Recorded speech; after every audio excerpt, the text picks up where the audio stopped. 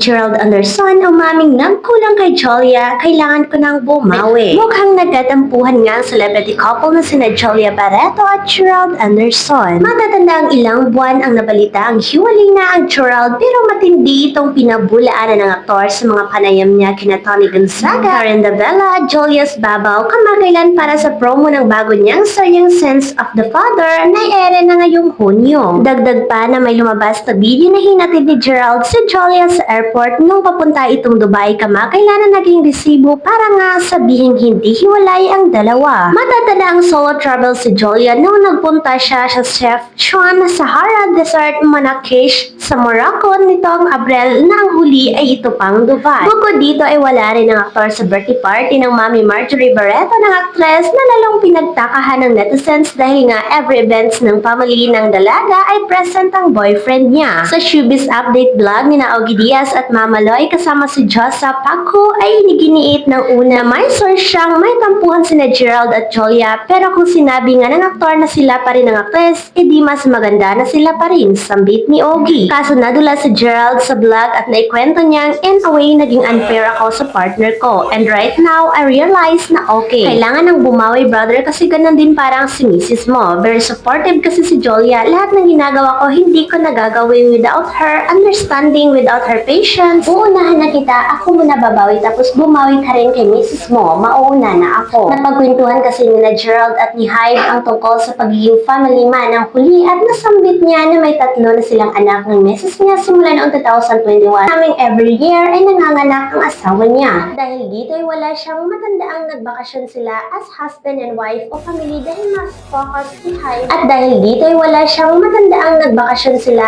as husband and wife o family dahil mas focus si Hyde sa negosyo at trabaho niya bilang lumalaki na ang pamilya niya at aminadong mahirap ding maging housewife. Samantala, inamin din ni Gerald na mahilig ding mag-travel si Julia. Tanong ni Hyde, so you can say na with Julia happily naman moving forward strong as ever. Mabilis na sagot ni Gerald, yeah, yes sir. Hayan, so tanggalin ang mga rumors ha. Ang daming rumors eh. Ayoko ng mga rumors na ganyan ha. Ginugulo niyo ako. Masaya yung tao. Tumataong sabi ni Hyde. Tumawa rin si Gerald sa sinasabi ni paring Hyde at ng mga taong nasa loob ng studio. Sa show business, dalawa lang yan. Either kasal na kayo or hiwalay na kayo so pumili na lang. Nakangiting sabi ng boyfriend ni Julia.